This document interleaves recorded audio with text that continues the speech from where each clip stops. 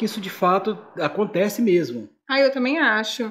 Então, a gente está aqui num momento muito especial, conversando a respeito do tempo certo da montagem de um escritório de arquitetura, de engenharia, ou enfim, de qualquer outro segmento, né, Flávio? É verdade. E esse é um ponto muito importante. A gente sempre é importante discutir essas questões, principalmente para quem é recém-formado, está iniciando agora, começando uma carreira, né? Existem muitas coisas que são importantes se pensar antes de você iniciar, criar uma estrutura. Não é verdade? Sim. Eu sou a arquiteta Karina, eu sou o engenheiro Flávio, nós somos da Empreendices. Isso. Vamos falar um pouquinho então sobre o primeiro escritório. Bom, você se formou, com toda a expectativa, fala assim, agora é o momento de montar a minha estrutura. Então o que você faz? Você vai lá, aluga uma sala comercial, você mobília ela, cria toda a estrutura e começa a trabalhar. E aí, você é recém-formado, vem o primeiro mês, despesa. E cadê? Clientes. Vem o segundo mês, mais despesa, e aí vai acumulando, primeiro mês de aluguel, segundo mês de aluguel, o terceiro mês, despesa, custo fixo, energia, água, telefone, uma pessoa que está tomando funcionários, estagiários e etc. E vem aquela enxurrada de despesa.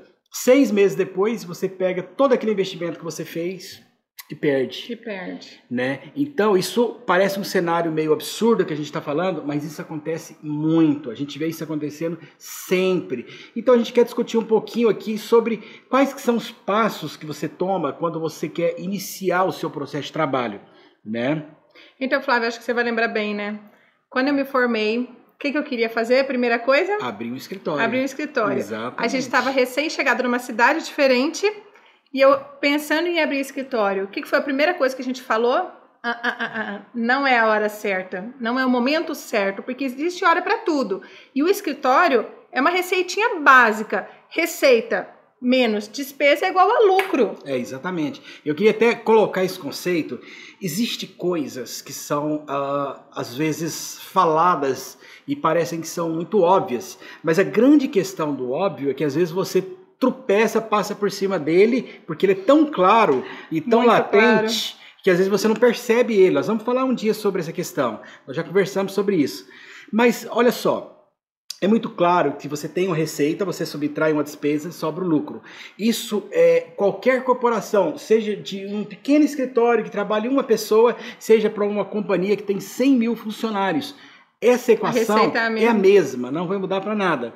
Então significa o seguinte, o nosso foco final não é receita e não é despesa. Nosso foco final é o lucro. Então a primeira coisa que eu tenho que entender é que eu preciso de ter receita para agregar um custo para que no final me sobre um lucro. Isso parece muito simples, mas muita gente tropeça nisso. O duro que é assim, principalmente na área da arquitetura, a gente quer um espaço bonito. Sim, não é verdade, Flávio? É verdade. Porque é a nossa área, é natural isso, é natural. Mas assim, tem que lembrar que espaços físicos geram despesas. Porque quando você tem espaço físico, uma coisa puxa a outra. Ótimo, tem espaço físico. Nele você vai ter que ter telefone, você vai ter que pagar o aluguel dele, você vai ter que ter alguém ali para trabalhar, enfim, é uma corrente, são elos, né, Flávio? Mas aí você precisa trabalhar. E agora, o que você vai fazer? Aí existem umas opções boas para se iniciar. Se você é recém-formado, se você está já 1 ano, 2 anos no escritório, tudo depende do momento em que você vive. Talvez você trabalhou um tempo na iniciativa privada, talvez você agora resolveu montar a sua estrutura e quer começar, então você vai ter que analisar para saber de fato o que fazer.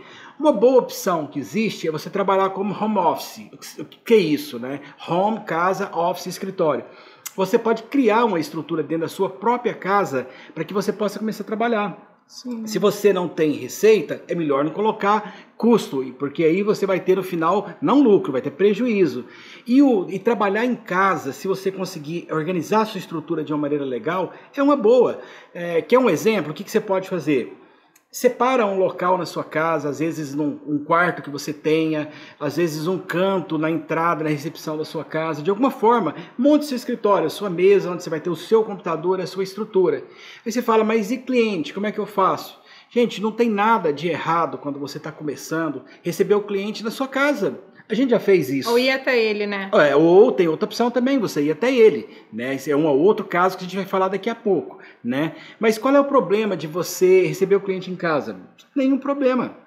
se for preciso, para você sentar, abrir seu laptop, apresentar um projeto, alguma coisa, isso não é errado, é óbvio, a gente sempre quer ter o melhor, mas cada coisa está no seu devido tempo. Primeiro, cresça profissionalmente, tenha cliente, depois cria despesa, isso é importante. Uma segunda opção você tem também, a questão de você trabalhar em escritórios de coworking, né? Só dando uma ênfase aqui, quando eu me formei e eu queria esse escritório, a gente falou, não é hora. Passei uns 3, 4 anos, acredito, né, Flávio? Atendendo o cliente, sempre indo até ele. Ou então ele ia na minha casa, eu atendia ele na minha mesa de jantar, de uma forma informal, mas eu deixava a casa organizada, procurava não ter criança, cachorro, essas coisas influenciando ali no tratamento com o cliente. Verdade. E aí o primeiro escritório que nós montamos foi onde a gente morava, era um apartamento, nós separamos uma sala e ali nós montamos o nosso escritório. Aquela sala tinha portas isolando da casa. Na época até, inclusive, a gente tinha crianças pequenas, bebês, então a gente estava até, né, Flávio, em contato ali, cuidando, né, do tratamento com as crianças, mas ao mesmo tempo a gente estava isolado da casa, foi dentro da nossa casa, foi um home office que nós montamos, ficamos ali quanto tempo? Uns 3 anos, aproximadamente, até mais um pouquinho, né? Ficamos um bom tempo ali. Isso. Esse foi o tempo que nós estruturamos o nosso escritório, organizamos os nossos processos e conquistamos a nossa carteira de clientes, né? Sim. E as coisas foram acontecendo nesse tempo. Sim. Hoje, você tem várias possibilidades, a questão do coworking, né? Sim. Hoje você pode... como é que você faria isso, né? Hoje você tem shopping centers, tem galerias comerciais, você tem salas comerciais específicas para trabalhar no escritório compartilhado de trabalho, um coworking. Isso é uma opção muito boa, que você tem um custo baixo, né? Isso não agrega tanto em termos de custo, né? Talvez essa seria a segunda etapa, ou talvez você poderia iniciar direto no coworking, depende do momento que você está vivendo ali. Né? Eu acho que vale muito a pena. Não existe assim uma regra, quantos anos depois de formado que a gente tem que montar o escritório? Essa regra não existe, cada caso é um caso. A gente vê bastante, por exemplo, assim, quando os pais montam o escritório para o filho recém-formado, né, Flávio? Mas assim, a gente cansa de ver o escritório fechar porque ele não tem renda suficiente para se sustentar, né? Então, assim, é muito, muito importante você fazer essa regrinha, receita menos despesa é igual a lucro. Independente se você tem a possibilidade de montar aquele escritório, financeiramente falando, ou não, porque você manter uma estrutura física para só dar despesa, não vale a pena. Isso. E outra coisa, muita gente empolga querendo montar o escritório e fala assim, vou encher de estagiário, de funcionário, aquela equipe toda para dar volume para o meu cliente que chega aqui vai dar aquela impressão de escritório grande e tal. É outra coisa que tem que tomar cuidado. Na verdade você fez o seguinte, você pegou algo que já não tinha aquela capacidade de geração de receita com a despesa e colocou mais despesa no processo. Então tem que tomar muito cuidado com isso. Né? Às vezes necessária. Só para ficar bonitinho ali. Isso, e na verdade é o seguinte, bonitinho, eu sempre falo isso, as pessoas não entendem, mas bonitinho para mim é dinheiro no bolso. É isso que eu penso. Então tem que tomar bastante cuidado. Você tem que ter uma estrutura legal, tem que ter um bom atendimento. Você pode ter uma estrutura legal em casa, você pode ter uma estrutura legal num escritório compartilhado, você pode ter uma sala separada na sua casa, o escritório montado para atender bem o cliente. Isso você consegue fazer de várias formas. Agora, o mais importante é, de fato, você ganhar dinheiro. Porque nós cansamos de ver, né, Karina? Né? Quantas pessoas a gente viu, amigos nossos, que montaram estrutura, gastaram dinheiro, alugaram uma sala, fizeram reforma, aí sabe o que acontece? Os móveis que você comprou, você recupera alguns, um freezer, né? Você recupera uma cafeteira, mas e toda a reforma que você fez de gesso, de pintura, de pedras nas paredes e etc. E você perde tudo. Né? Foi jogado fora, no caso. Jogado fora. Né? E se cada mês que você fica, você está acumulando mais custo ainda, porque é mais despesa que todo mês gera, porque qualquer tipo de atividade, nós medimos a nossa receita, a nossa despesa, o quê?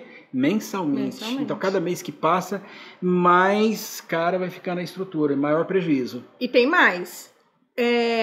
Você empreender no Brasil, às vezes, é um pouco sazonal. Depende do segmento. Você tem meses que colhe mais, tem meses que colhe menos. Então, existe uma balança meio, às vezes, desregulada mês a mês, dependendo do segmento. E na nossa área, por exemplo, no nosso caso, a gente percebe muito na segunda quinzena de dezembro, janeiro, geralmente fevereiro, né? Final de ano, começo de ano, porque começo de ano vem janeiro. Janeiro é o mês de férias. Férias, todo mundo viajando. Ninguém tá querendo falar de nada. Menos de construir. Menos de construir. E aí vem o pré-carnaval, né? O pré-carnaval, e aí todo mundo se preparando e vai fazer viagem e tudo. Então o ano, na verdade, acaba se aquecendo praticamente depois do carnaval. Isso é comum e latente em qualquer área. A gente vê as pessoas sempre comentando isso. Então, depende da área que você vai atuar, isso possivelmente pode acontecer com você também. Então, tenha isso em mente, que essas coisas são normais de acontecer, geralmente, nesse período. E eu quero também aproveitar, Karina, para falar sobre a questão quando a gente está falando de custo, estrutura e tudo, a questão de sócios, né?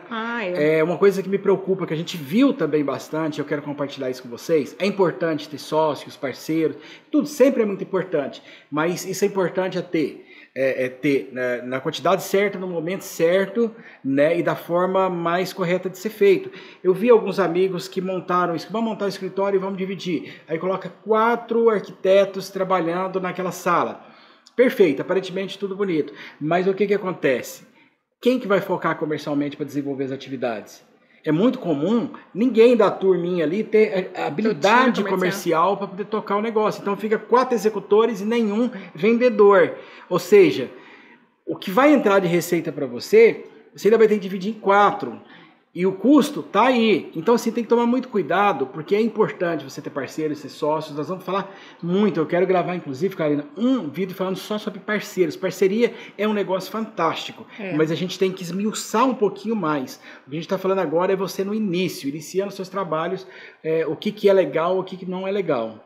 É isso aí. Então, assim, ó, a dica que a gente dá, pensa direitinho, bota os números no papel, questione, pergunte, porque é uma decisão muito importante a montagem de um escritório, de um espaço físico para atendimento, mas tem a hora certa. Verdade. Essa é a nossa dica de hoje, né, Flávio? É isso aí, pessoal. Então a gente deixa aqui o nosso Instagram, o nosso Telegram, nosso Facebook, e inscreva no nosso canal, deixa seu comentário que a gente quer fazer esse canal junto com vocês. É isso aí. Lembra da gente, #Empreendices. Até mais. Até mais.